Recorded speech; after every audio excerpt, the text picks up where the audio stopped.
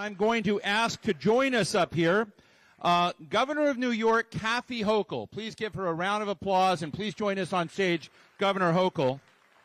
I'm also bringing to the stage Michael Mulgrew, who is the president of the United Federation of Teachers, been working so actively on this program. And we're also going to bring up a special partner who's been part of this, Jenny Sharfstein Kane of Bloomberg Philanthropies, who's been the CTE lead for Bloomberg Philanthropies in the healthcare space. And, of course, we have Randi Weingarten, president of the American Federation of Teachers. So, and Rustin is introducing us. There you go, I Rustin. just get the great pleasure of talking about how long New York has been a beacon of innovation and equity in education across all of the stakeholders that matter.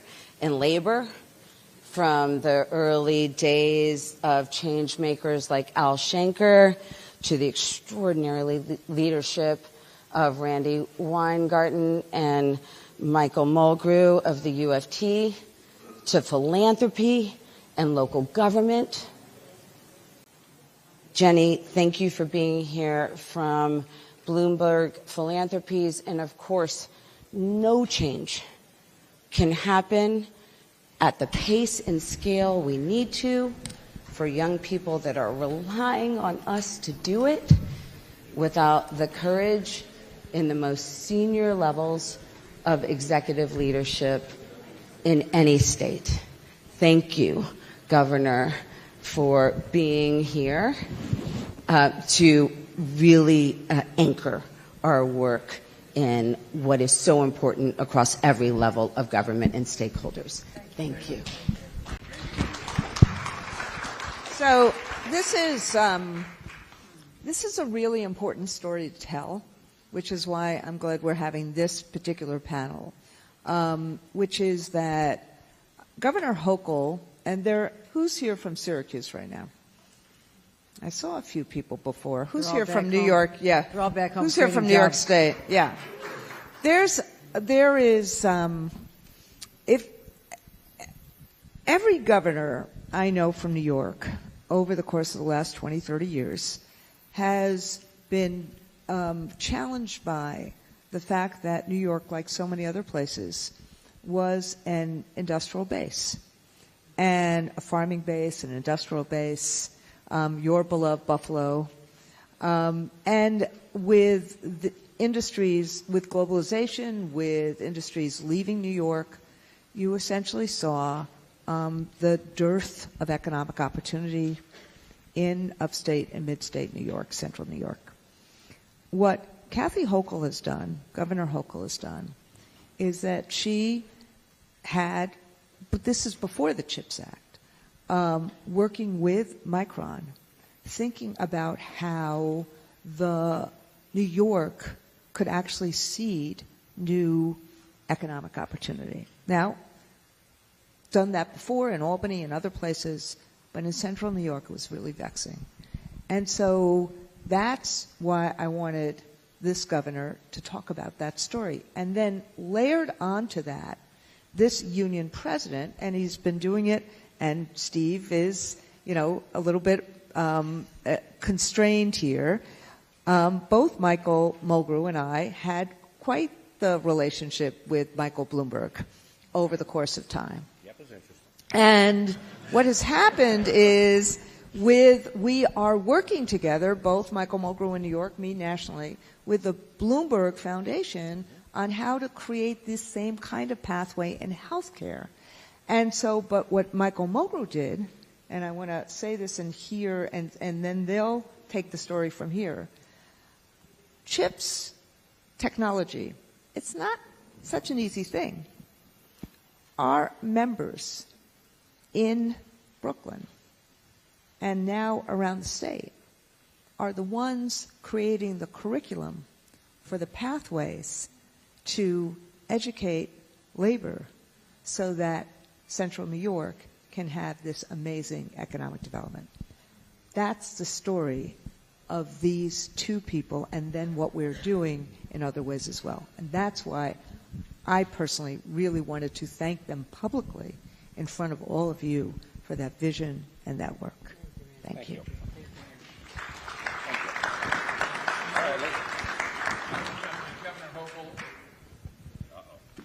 Me without a mic.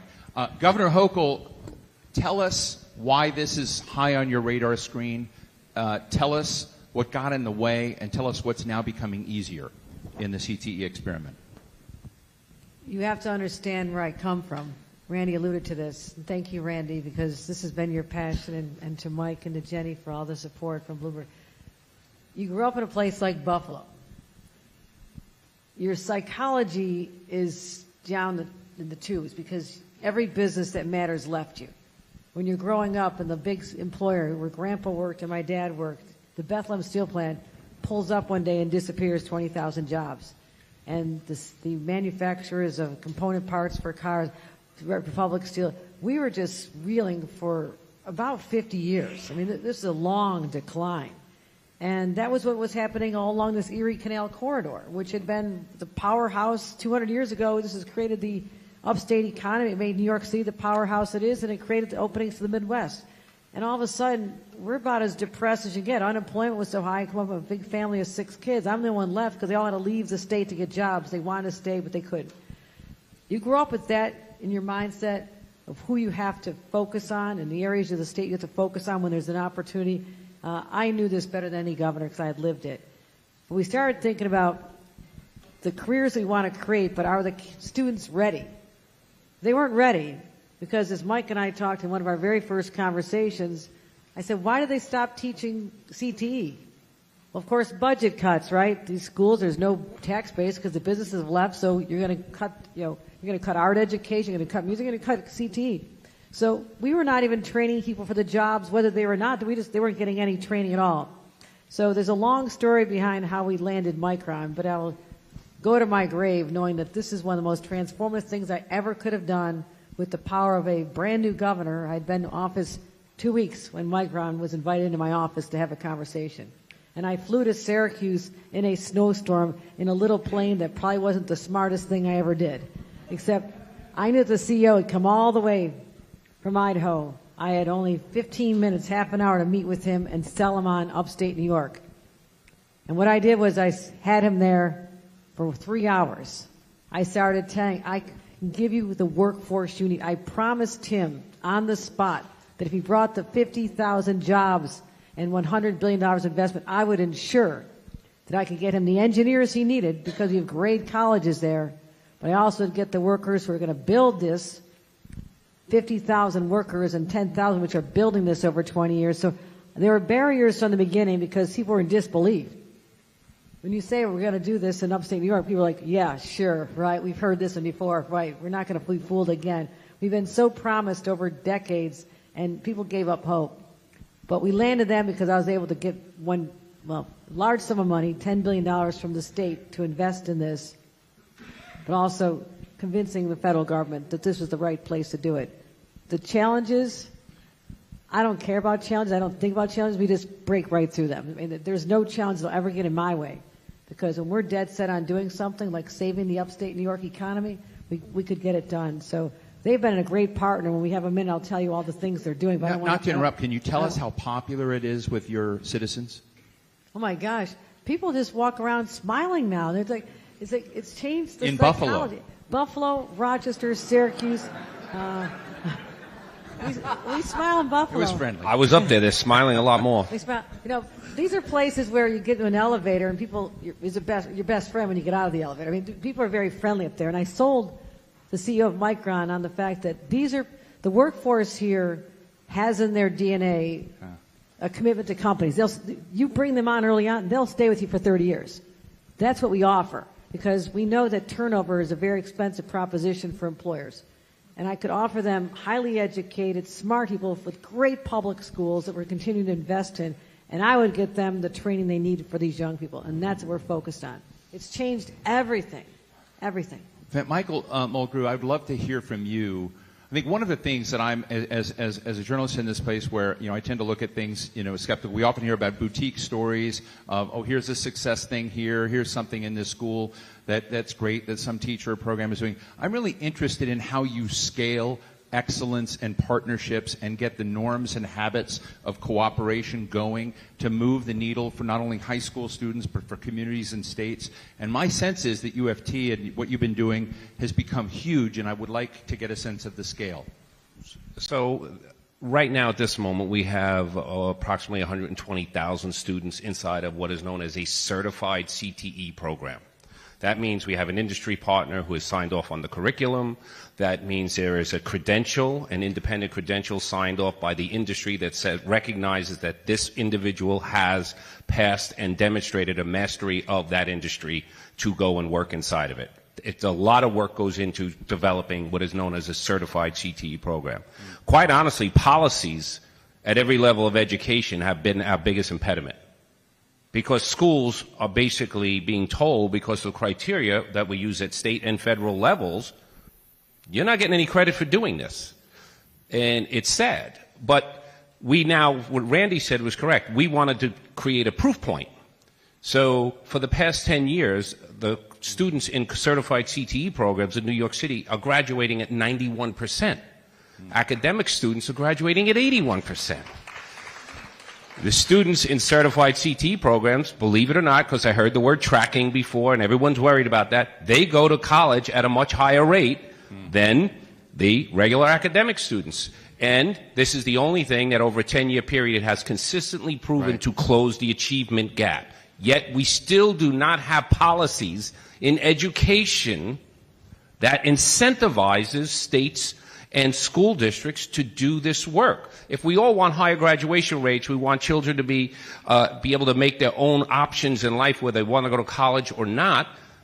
We've spoken about this for 30 years. You have this one entity that has proven over and over, and it's only because of one thing that any teacher would recognize. Once a student is engaged, they can learn, we can teach. So it really comes down to really pushing at this piece. Right. And 2 years ago, Randy had me do a study on teacher recruitment and retention, but I said, listen, I need some of the money to I want to do surveys of high school students across the United States. The number one issue. You diverted funds. She did. We're good like that. We move on the fly. We're teachers. It was a great idea. Yeah. Set up a lesson plan. It never works. Just move. So the number one issue for every high school student that we surveyed across the country, they want relevance in their education, and they feel our system is not relevant to what they want to learn. So that's how you build scale. But now it's about policy. You were speaking before with the last panel about we have this opportunity out of this moment. Well, parents want it. We know it works for children. It does promise all the things we've been talking about for 30 years, raising all of the achievement numbers. So why are we not incentivizing this? Why is this not part of what we're asking every state to do? This should be done at the federal and the state level. But we build scale. We have built the scale, and our governor, this is the first time I ever said, first time her and I actually sat when she was governor, dirty secret, we sit and we have a beer. It's just a thing. Don't pick on us because we're Irish. Michael, we're streaming live, just so you know. I understand, but she starts explaining to me career in tech ed and actually understood it. Yeah. I don't get that normally when I'm dealing with elected officials. So I give her all the credit, and then it was like, all right, how do we do Micron? And let's figure it out. Let me get Randy and then Jenny in. Because the reason that what we can also confidently say, and I saw Melissa Person walk in, and I want to give her a lot of credit too, which is that when Governor Hochul says we can do this in the state, we have this brain trust and we have this ability. You heard Michael, and you're going to hear it about healthcare as well. But what Melinda did, who is our state leader of New York State United Teachers, is that she worked to make sure we had 10 school districts around the state say, we are in. So when we say, as a labor movement, like we've had with the apprenticeship programs, we are in, teachers are in, parents want this. We need the policies so we can change this to scale, which is part of why Ruslan and I wanted to do this program together. Great, thank you. I do want to mention, before you move to Jenny, that there are delegations here that also have important CTE AFT partnerships in Ohio. So hello, Ohio, New Jersey, important program in Newark, in Illinois, in Washington, D.C. I just want to do a shout out to these other places. There may be more I've missed, but what we're talking about is spreading. And part of that, the element here, again, coming to what Ruslan Ali said a little bit, the yelling has to be over, and now it's the doing and the partnership. And so part of that is what Bloomberg Philanthropies has done and put $250 million into trying to address the labor shortage in healthcare. So, Jenny, you've got about 2.5 minutes, okay. But I would love to, hear part of that New York story as well, of what Bloomberg Philanthropies in partnership with AFT. I mean, Randi Weingarten keeps going around and praising what Bloomberg has done, which is, for me, in the 20 years I've known her, a rare moment. So, but go ahead. So we've been investing in this space since 2016. We've invested around $100 million up until last year. And what we learned is that the work really needed to be employer-led and driven. It really needed to be led by employer need, like Micron coming in and saying we have X number of jobs. And we just kept hearing healthcare over and over again, that there were 2 million open jobs, and that was only expected to double in the coming years, and that many of those roles were allied health professional roles, which are roles that require more than a high school degree but less than a 4-year BA. So we started talking to hospital CEOs around the country, and we said, is this really a need? And they said, the need is enormous. We have thousands of openings. We have to close hospital beds. We have to hire visiting nurses. We're losing money.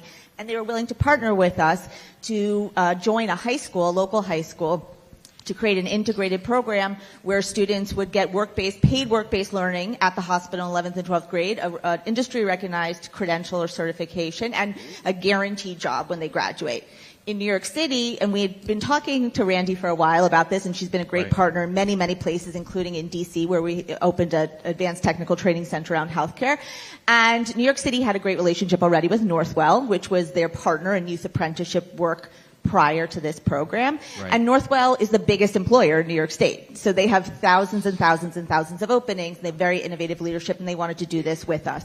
So basically, we partnered with Randi and Michael and New York City DOE to create a program, which is a new high school that's launching in the fall of 2025, the Northwell School for Health Sciences in Woodside, Queens, where students will have the opportunity to select a pathway when they are in 11th grade, do paid work experience, get a credential from a local community college, and a guaranteed job at Northwell in jobs like x-ray technician, nursing assistant leading to a higher wage as a nurse or in other roles, and jobs like farm tech, clinical lab. All the jobs, there's thousands of jobs that have really good wages and really good pathways for growth, and that the hospitals will pay for all ongoing education.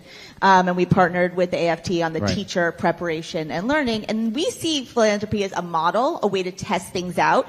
We're not going to solve the whole problem, but if we can come up with a couple good models of how this could work in partnership with community college and industry and unions, then we think that that is a big win for us. Thank you. Let me ask Governor Hochul and all of you, we've just got a couple of minutes left, but I think one of the big things, if you're a skeptic sitting out here and saying, this all sounds great, but we've seen government programs and government funding before, and big promises of change. And I'm really interested in what creates momentum. What creates something where the sum is larger than the parts, and that you create synergies that were unexpected? And just in short form, if you may, Governor, and I'll ask everybody for a quick snapshot as well, is how do you take these pieces of federal government money, employer demand, students who want a different option, but actually you put it all together, it begins to grow like a weed. So how do you get weeds to grow faster? And maybe weed is a bad metaphor, and I'm sorry. Sorry, cannabis is legal in our state.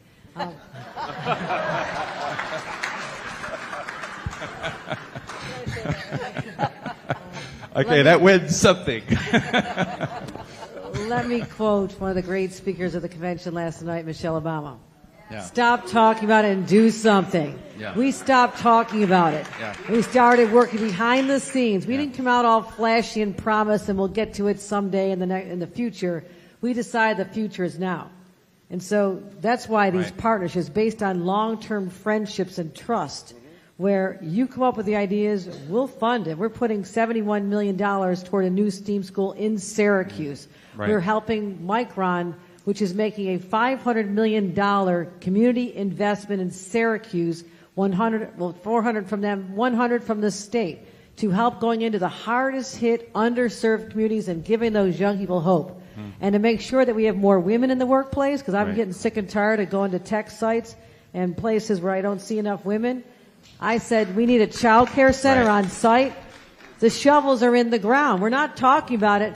When this facility opens up, the next couple, the women will already be, the men and women will already have child care for their children, so we can Right. get more women in the workforce. So we just started doing it. And I'm an impatient person. And I said, I don't want this to happen someday. It has to happen now. And I think President Biden, who helped jumpstart this for us, thank God for him, and Gina Raimondo, who had the vision to say, we're And going she's to on her give- way. Okay, let's salute Gina Raimondo, because we had so many meetings. I went to the White House so many times and said, we got to be expansive. We have this Right. great idea. We can get it done, but let's just do something. Thank you. 10 seconds, Michael. Sorry, I ate your time, Mike. Look, we spend billions of dollars at the federal and state level for workforce development, economic development. Let's just be clear. I'm sorry if I get people upset. These are silos. Yeah. And these silos have to be broken. And it's time to create a new model for our entire country that will actually help students. And remember, this is about creating options for our students, for them to be able to say, I have options in life coming out of high school. That is a beautiful thing that all educators will support. Really well But the used. silos got to be broken Really down. well used 10 seconds. Jenny, 10 seconds. I would just say that industry where there are a lot of jobs, where a CEO can see that this is good from a business perspective, in addition to a community and philanthropic Right. perspective, is a really great Right. starting point for this type of work, because that is how he or she is going to push it forward and make Excellent. it happen. Final word, Randy, and then we've got a bunch of members of Congress here. This is an example that works. We have to make examples like this the norm, not the exception. That way, we will change America again. And the hope that you talked about in terms of Buffalo, that's what we're going for. We're going for people seeing that their communities can be places they want to live and they want to raise their families again. That means we have to create good union jobs. You're all really good troublemakers. Good troublemakers. So big round of applause for Jenny Sharfstein Kane, Michael Mulgrew, New York Governor Kathy Hochul, and Randi Weingarten. Thank you very much for joining us.